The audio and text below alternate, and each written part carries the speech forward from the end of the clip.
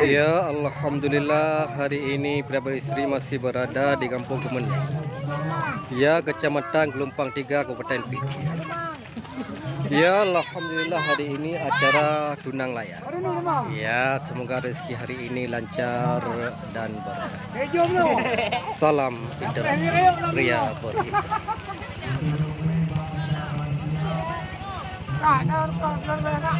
Kali aja dia.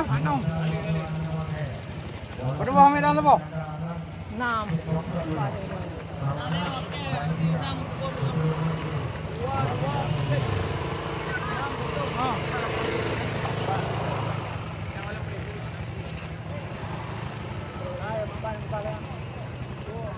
Ya, acara tunang layar di Kampung Kemeneng, Kecamatan Gelompang 3, Kabupaten Pidi.